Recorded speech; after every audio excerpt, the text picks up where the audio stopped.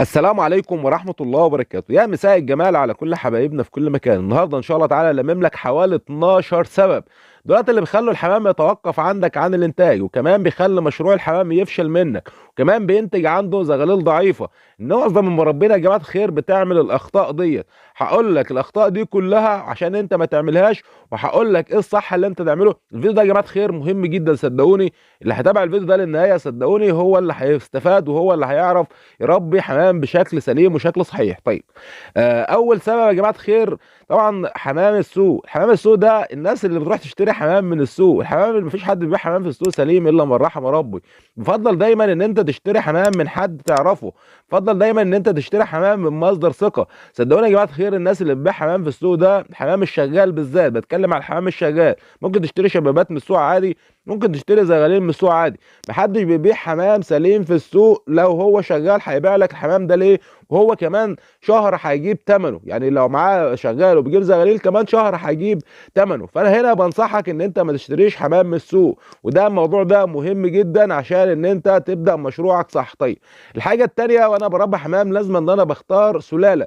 اي حد بقى النوع اللي انت هتربيه، عايز تربي بلدي، عايز تربي غزار، عايز تربي زينه، اي نوع حمام لازم بختار منه السلاله. طيب، هختار السلاله دي أنا ازاي؟ لازم برضه اجيب الحمام ده من حد ثقه، حد ان انا اعرفه، عشان مشروع الحمام ده يكون ناجح عندي. ودوت حاجتين مهمين جدا واساسيين جدا، وانا بشتري حمام لازم اشتري حمام من حد مصدر ثقه. طيب، رقم ثلاثة يا جماعة خير، الناس اللي بتقدم عيش والأعلاف للحمام. العيش والأعلاف ده على قد ما هم مهمين، على قد ما ان هم خطر جدا. ودايما لما بقدم العيش للحمام لازم ان انا بقدمه بنسب، ولما بقدم العلف برضو الحمام لازم بقدمه بنسب. اسمع بعض الناس بتقول لك ده العلف ده يعني بيخلي الحمام يبيض على طول. مفيش الكلام ده. العلف العيش ده بيخلي الحمام مش عارف ايه، مفيش برضو الكلام ده. العلف يا جماعة الخير لو زاد عن حده بنقلب ضده، لان طبعا العلف بيسبب دهون على المبيض بتاع الاناث. فمهم جدا لو هقدم عيش او اقدم علف يبقى بقدمه بنسبه، ونسبه 15% لا تتعدى ال 15%. يعني ايه 15%؟ يعني 150 جرام على الكيلو، يعني كيلو ونص على 10 كيلو اللي انا بقدمهم للحمام. فمهم جدا اخلي بالي من النقطه دي عشان الحمام بتاعي ما يليسش والحمام يتوقف على الانتاج، وانت ما انتش عارف الحمام متوقف عن الانتاج ليه. طيب، رقم أربعة يا جماعة الخير، الحباية الواحدة. الناس اللي هي بتقدم حباية واحدة الحمام طول الوقت، وده برضه غلط وبيخلي الحمام يتوقف عن الإنتاج. وخصوصا الحمام المحبوس. الحمام المحبوس ما ينفعش إن أنا أديله حباية واحدة.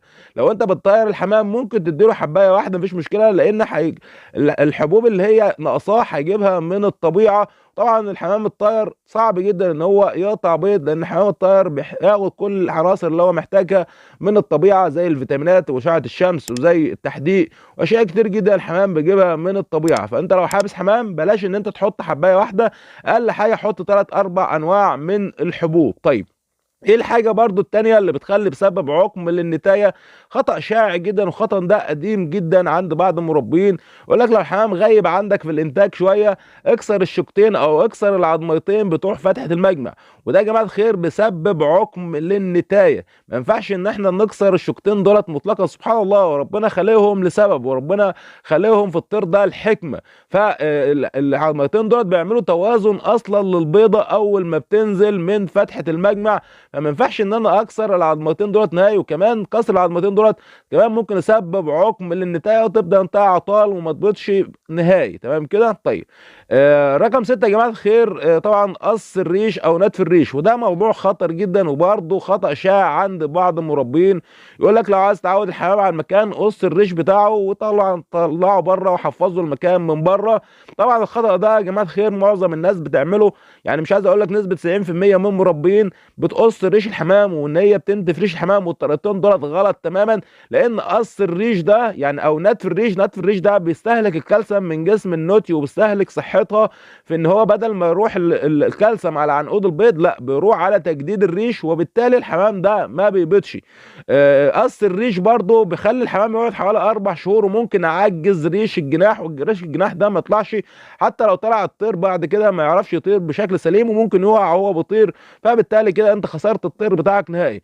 افضل طريقه ان انت بسطر الجناح. لو انت عايز تعود الحمام على المكان او خايف ان الحمام يطير وما يرجعش تاني، تبسطر جناح الحمام، بتجيب لزق وتلف بلاستر على جناح الحمام، وبالشكل ده الحمام طبعا هيتعود على المكان بسهوله، وتبقى انت ما اذيتش الطير عندك. طيب السبب بقى رقم 7، تقديم الحبوب المكسورة زي الدش، وزي طبعا الفول الدش، وزي الحبوب التانية اللي زي الشعير وزي رز الشعير.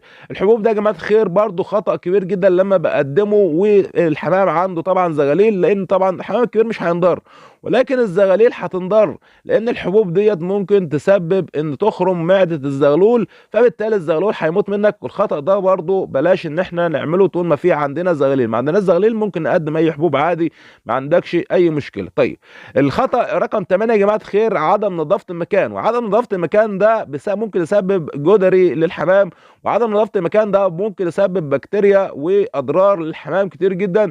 فمهم جدا ان انت اسبوعيا لازم تنظف المكان عندك، ما تكسلش تقول لا ده المكان نص نص كويس، لا ما تكسلش، كل اسبوع لازم تنظف المكان، لان عدم نظافه المكان ده ممكن تلم عليك حشرات، ممكن تسبب الحشره اللي هو الفاش، ممكن ذباب الريش.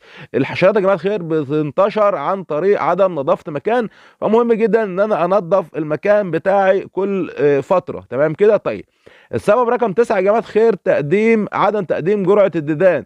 جرعه الديدان ده يا جماعه الخير من اهم الاسباب اللي بتخلي الحمام يشتغل عندك، او ان الحمام يقف عن الانتاج، لان طول الحمام ما في جسمه ديدان، طول النوتي ما فيش بيض. حتى الذكر ممكن ان هو كمان بسبب الديدان ديت ان ما يخصبش بشكل كويس. فمهم ان انا كل 3 شهور ان انا اقدم جرعه ديدان للحمام عندي. ممكن في عندك البندكس، في عندك ستات البرازيل، في عندك البندزول، في عندك الشيح، الحاجات دي كلها ممكن ان انت تستخدمها كجرعه ديدان عشان الحمام بتاعك يبدا يشتغل، ويبدا ان هو دايما يكون بصحه كويسه، والنوتي ما تتوقفش عن الانتاج. السبب رقم 10 يا جماعه الخير، عدم تقديم التحديق. التحديق ده يعني افضل كلسم طبيعي ان انا بقدمه للحمام، والتحديق ده اتكلمنا عنه قبل كده، لان التحديق ده من افضل الحاجات ان انا بقدمها للحمام عندي. زي ما قلنا قبل كده، لو تلاحظ اخواتنا ستات البيوت لما بتذبح اي طيور، فبتلاقي في القناصه بتاعتها بتلاقي طبعا زي ما قلنا الرمل، وبتلاقي حجر، وبتلاقي طوب وحاجات غريبه كده. هو ده التحديق المهم جدا لكل الطيور، لان الحياه ديت بتساعد على الهضم، وكمان بتدي ان الحمام ان هو بتديله جرعات كالسيوم.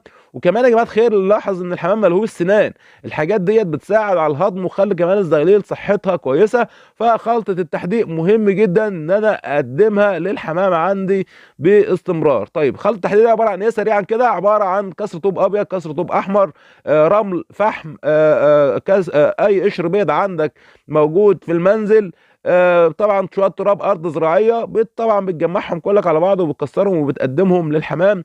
مهم جدا ان انت تقدم خلطه التحديق. طيب الخطأ رقم 11 يا جماعه الخير، وطبعا عدم نظافه مسقه الميه. والموضوع ده على فكره على قد ما هو سهل جدا، على قد ما هو اخطر حاجه في الغيه.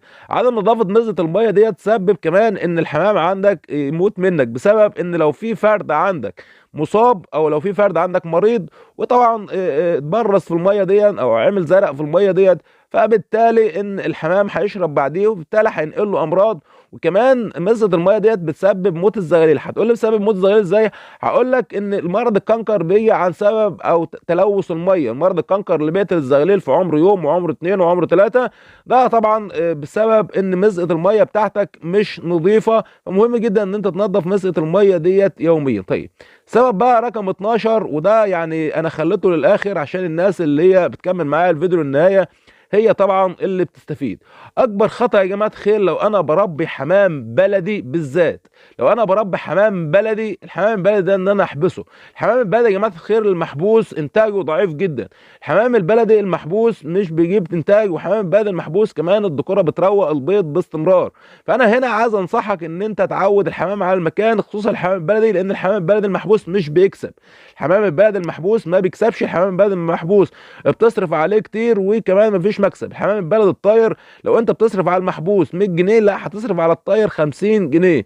لو الحمام المحبوس طبعا بيروق البيض، لا الحمام الطاير ما بيروقش البيض، لان الحمام الطاير طبعا بيخصب كويس في الحريه. الحمام المحبوس لو انا لازم اديله تحديق، الحمام الطاير مش لازم احط له تحديق لان هو بحد من الطبيعه. الحمام السايب لازم المحبوس لازم يتعرض لاشعه شمس. طبعا الحمام الطاير بيتعرض لاشعه الشمس بسهوله جدا، وبيبقى في جسمه عناصر وفيتامينات، وكمان صعب ان هو يمرض. هتقول لي ان الحمام الطاير ممكن ان هو يجيب امراض من بره، هقول لك ان الحمام الطاير سبحان الله صحته ومناعته بتبقى اقوى من الحمام المحبوس بكتير جدا، لان طبعا هو اصلا اي طير مخلوق بجناح، مخلوق عشان يطير مش مخلوق عشان ينقصر. جمعت لكم يا جماعه الخير افضل 12 او الاخطاء اللي بيعملها كل المربين، عصرت دماغي والله عشان اعمل لكم الفيديو ده. فبتمنى لو وصلت معايا في الفيديو لحد دلوقتي ما تبخلش عليا باللايك بتاعك الجميل واشتراك في القناه. ان شاء الله تعالى اشوفكم على خير، بتمنى تكونوا استفدتوا من الفيديو. استودعكم الله، السلام عليكم ورحمه الله وبركاته.